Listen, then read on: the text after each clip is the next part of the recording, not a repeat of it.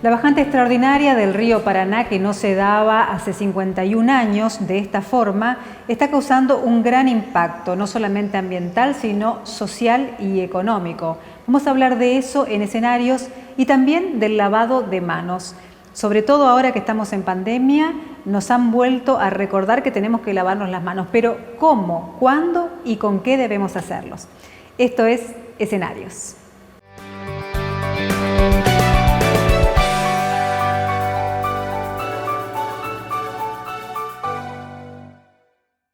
La bajante extraordinaria del río Paraná está causando un fuerte impacto ambiental, pero también tiene aspectos económicos y sociales. Hemos invitado al doctor Juan José Neif para poder conocer más detalles acerca de este impacto que está causando y también de las causas de la bajante del río. Muchas gracias, doctor, por acompañarnos. Un gusto. Cuéntenos, doctor, acerca de esto que lo vemos todos los días, a simple vista se puede ver la bajante del río Paraná, pero ¿cuál es el impacto que está causando en nuestra zona? Bueno, estamos en una bajante extraordinaria debido no solamente al nivel que tiene el río, que en este momento es de 1,50 m, es decir, no es el nivel más bajo que hemos tenido. Hemos llegado a nivel del río Paraná en Corrientes a 0 en el hidrómetro local, ¿no es cierto? O sea, decimos que es extraordinaria por el tiempo que lleva, que ya tiene más de un año en estos niveles y posiblemente persista por un tiempo más prolongado. Eso tiene una serie de impactos, por un lado en la navegación, por otro lado en lo que son las comunidades acuáticas, especialmente, bueno, todo lo que vive en el agua, los peces, ¿no es cierto?, produce reducción muy importante en lo que son las poblaciones de peces, y sobre todo que esta es la época reproductiva, ¿no es cierto? Sabemos que los peces del río Paraná hacen migraciones ascendentes, que son del orden de los 1.000 kilómetros, y aguas arriba largan sus huevos, y esos huevos tienen que ingresar a las lagunas que nosotros vemos en la zona de Antequeras, de Barranqueras. Es lo que le llamamos el valle de inundación del río, la planicie de inundación del río. Entonces, los huevos de los peces en periodos decrecientes se dispersan en estos ambientes y ahí se crían hasta que tienen 20 centímetros, 30 centímetros y salen al curso del río a migrar. O sea, ¿cuál es el impacto? Que en un periodo de bajante, si se produce el desove de las poblaciones de dorados, de sábalos, de surubíes, de todos los peces migradores, estos huevos no pueden dispersarse en los sitios que son su nursery, son su lugar de cría, porque el río está por debajo del nivel de inundación en la planicie chaqueña en este caso, ¿no es cierto?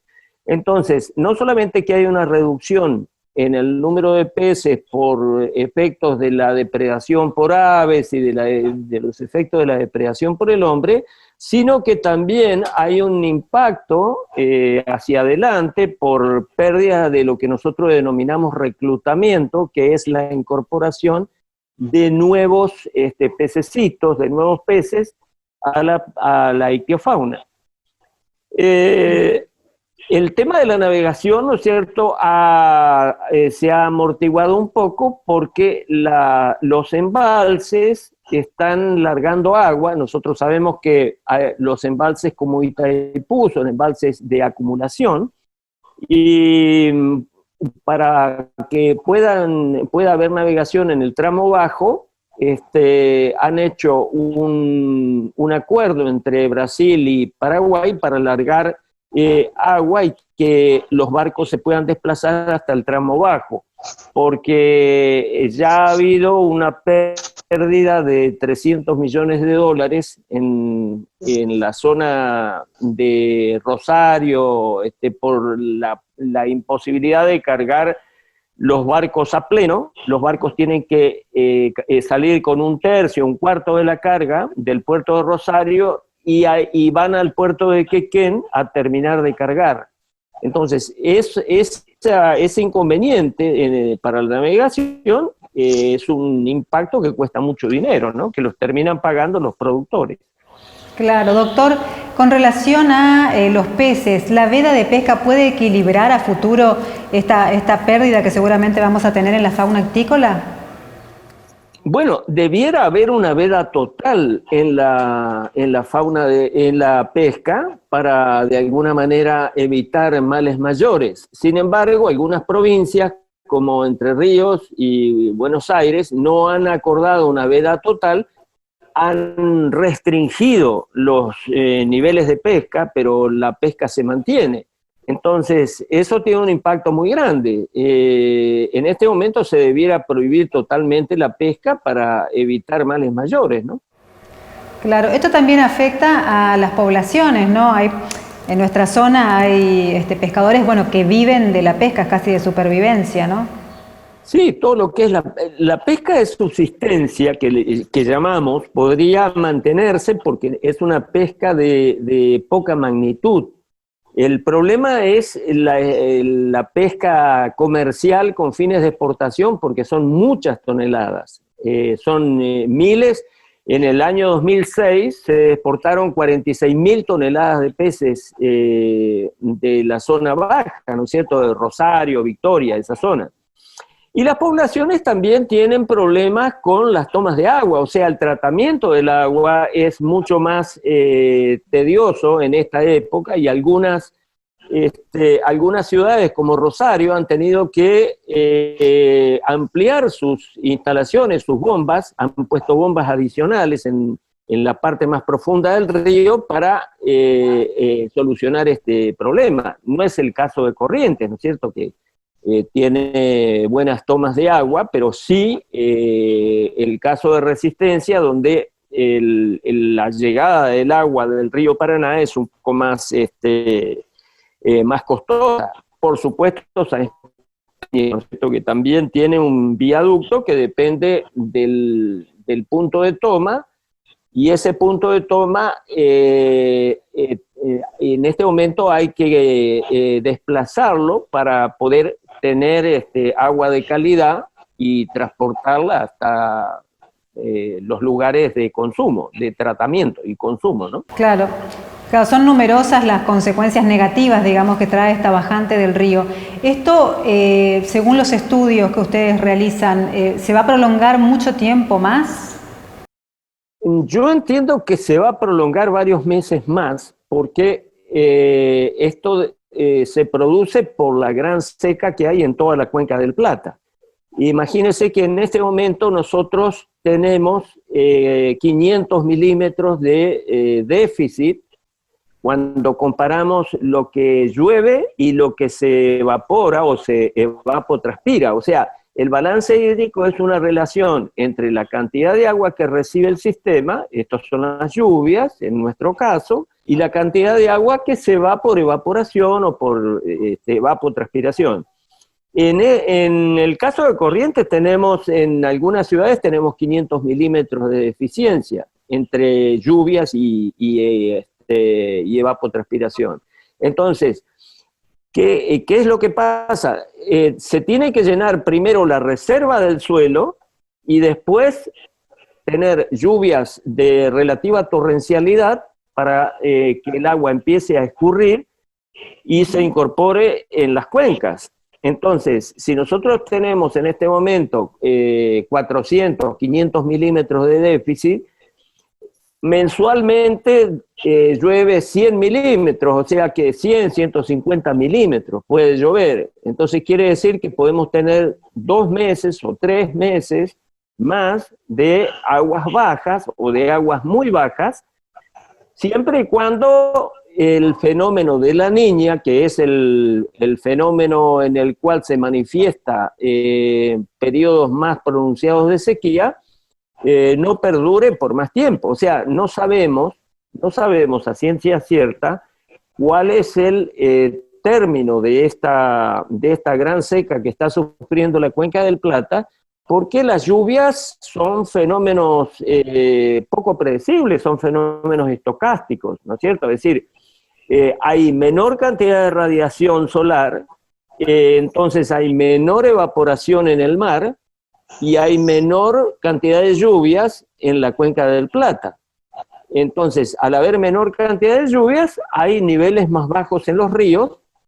El río Paraná, el río Paraguay, el río Uruguay están con niveles muy bajos y no hay ningún pronóstico de que vaya a mejorar esta situación, al menos en unos meses. Esta bajante de los ríos es un fenómeno que se da periódicamente, cada 10, 11 años, ¿no es cierto?, y se relaciona con la menor cantidad de lluvias. La menor cantidad de lluvias se relaciona con periodos de menor radiación solar. O sea, no tiene que ver el hombre en esto, no tiene que ver el tan temido cambio climático, porque hemos tenido bajantes muy pronunciadas durante todo el siglo pasado. Los astrónomos y los geólogos señalan de que estamos avanzando hacia un mínimo de radiación solar que se daría aproximadamente en el año 2030-2034, en ese entorno. Y eso estaría marcando un periodo de menor cantidad de lluvias en nuestra zona, ¿no es cierto? Menor cantidad de lluvias significa menores caudales en los ríos.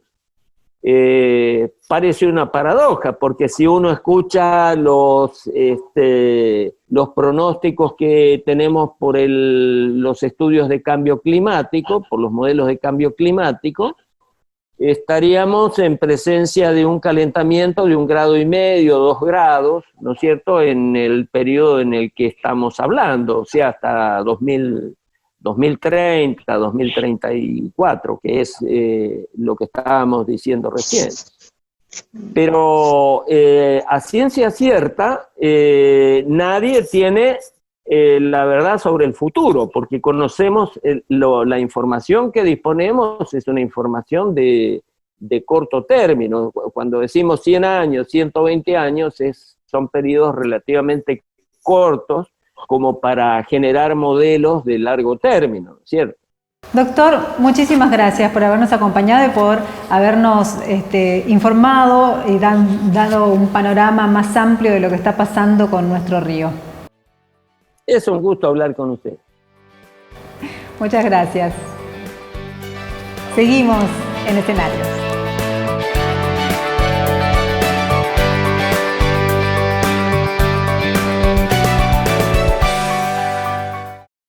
El 2021 entra por la puerta grande. Del 11 al 31 de enero llega el mes de las aberturas a Familia Vercomat. Aprovecha hasta 35% de descuento en ventanas, puertas y portones comprando en nuestras sucursales o en familiavercomat.com. Pagalo en 4 cuotas sin interés con el préstamo de la casa.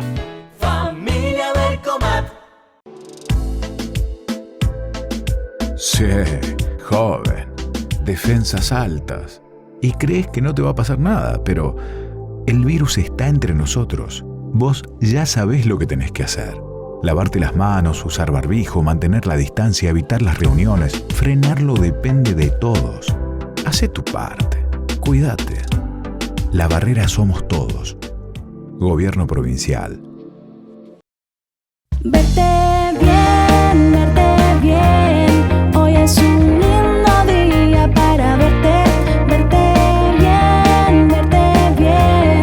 Hoy es un lindo día para verte bien.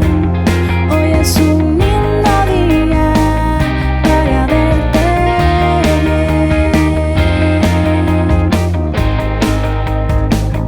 Para verte bien.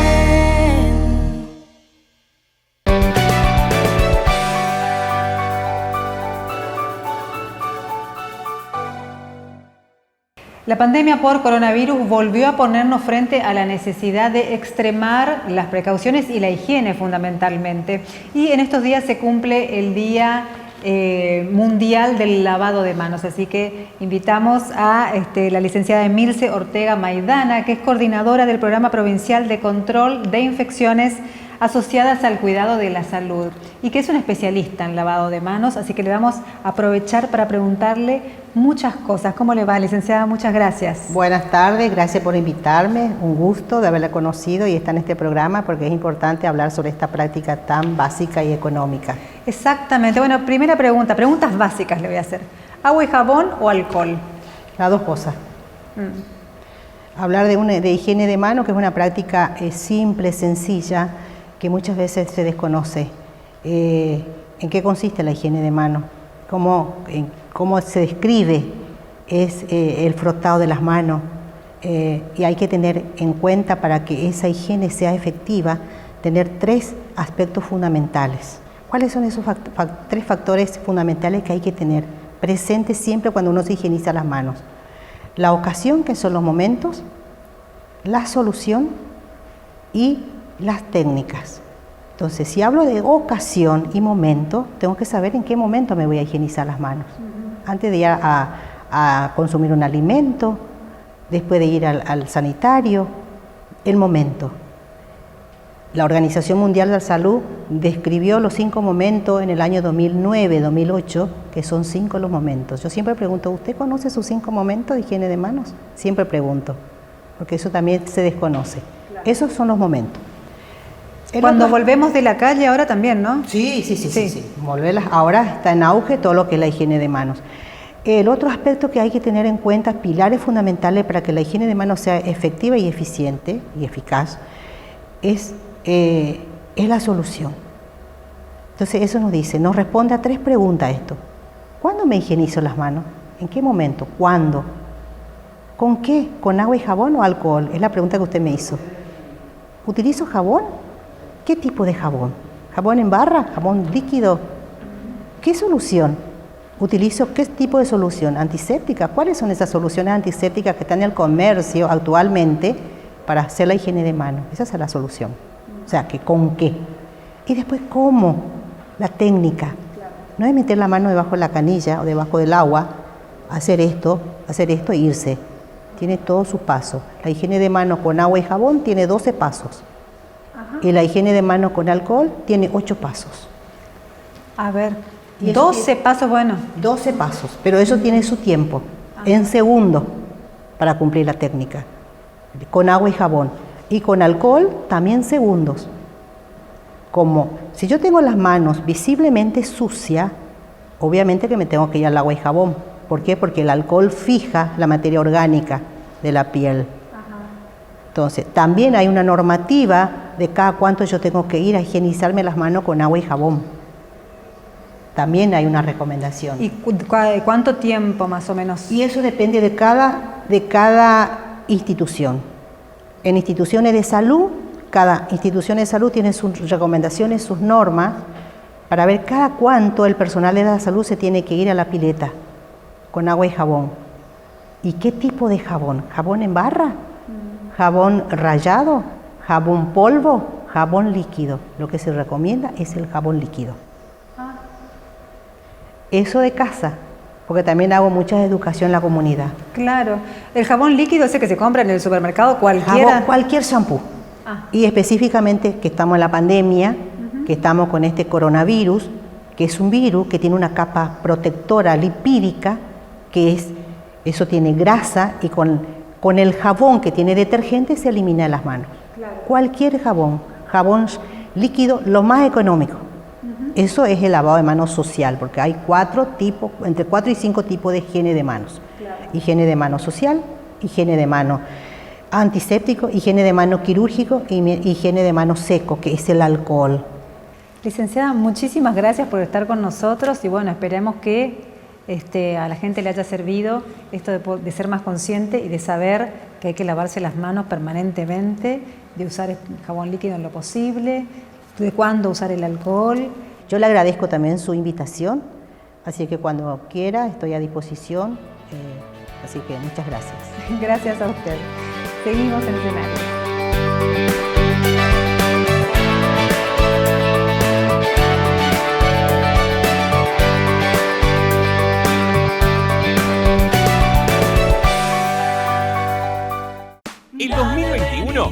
por la puerta grande. Del 11 al 31 de enero llega el mes de las aberturas a Familia Vercomat. Aprovecha hasta 35% de descuento en ventanas, puertas y portones comprando en nuestras sucursales o en familiavercomat.com. Pagalo en 4 cuotas sin interés con el préstamo de la casa. Familia Vercomat.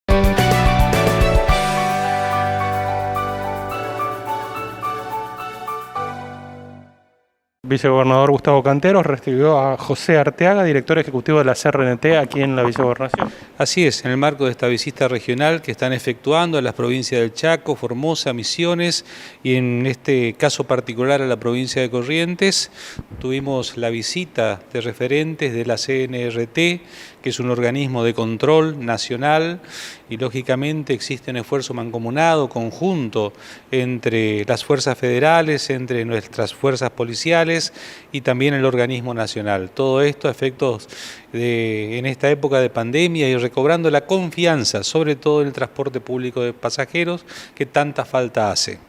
Bueno, en este sentido destacaron particularmente el trabajo de prevención que se está realizando en Corrientes. Bueno, la provincia de Corrientes tiene protocolos explícitos en esta materia y lógicamente controles que se realizan tanto en las terminales de ómnibus de aquí de la capital como del interior de la provincia y por supuesto las medidas extremas en materias no solamente de seguridad sino también sobre todo de salud son las que se vienen tomando desde el momento mismo en que en la pandemia empezó a estar presente. El trabajo mancomunado siempre. El trabajo mancomunado de las fuerzas federales, de las fuerzas provinciales y de la CNRT sirve mucho en este momento. Por eso agradezco la presencia de los funcionarios nacionales y lógicamente todo el esfuerzo mancomunado de Nación y de la provincia para que este organismo también, que tiene hoy referentes importantes en la provincia, pueda seguir trabajando de esta manera. Bueno, José Arteaga, la CRNT presente en Corrientes. Sí, realmente hemos estado todo el día de hoy en Corrientes, Chaco, estuvimos en la terminal. Vinimos en el marco del operativo Verano 2021 con Diego Giuliano. Primero agradecerles al personal de la CNRT de toda la región por lo que han hecho estos últimos 10 meses en plena pandemia, donde han arriesgado su propia salud, su familia, en esta situación de controlar el transporte de cargas, automotor, ferroviario, y fundamentalmente para ver cómo están trabajando en este protocolo COVID, que significa seguir cuidándose a los argentinos en esta temporada inédita, donde el transporte público vuelve a tener algún grado de actividad importante y donde todos nos tenemos que cuidar, como organismo de control, en terminales, en estaciones, en ruta, de manera articulada con la Agencia Nacional de Seguridad Vial y con las fuerzas de seguridad, Gendarmería, Prefectura y otras fuerzas provinciales. Estamos en 70 lugares de la República Argentina, por eso hoy en Corrientes hemos trabajado recientemente con el vicegobernador, poniéndonos a disposición en este pedido del presidente Fernández y del ministro Meoni de que la CNRT sea verdaderamente un organismo federal. Bien. Diego Giuliano, subsecretario ejecutivo de la CRNT. Bueno, ¿cuál es la lectura que se llevan de la visita a Corrientes? Nos parece muy importante visitar cada una de las regiones del país. Corrientes es una de ellas. Nosotros tenemos una delegación provincial en la provincia de Corrientes y hoy la CNRT, que es un organismo de control que, como bien decía el director, es vinculada al tema ferroviario y al tema de automotor, de pasajeros y de cargas, también tiene un rol y un desafío importante que es el de cuidar la salud. Es decir, garantizarle, en este caso al usuario, al pasajero de un micro, que vuelva a tener confianza en poder ser pasajeros justamente, a raíz de los protocolos de seguridad sanitaria que el Ministerio de Salud de la Nación nos ha indicado. Aquí, por indicación del presidente Fernández, manda salud. Y manda salud quiere decir que primero está la salud de los argentinos. Y el transporte, que está estrictamente vinculado a la comunicación y que nos obliga a movernos de un lugar a otro, tiene que tener protocolos que nosotros estamos acompañando, controlando y estableciendo como pautas necesarias para continuar con la actividad.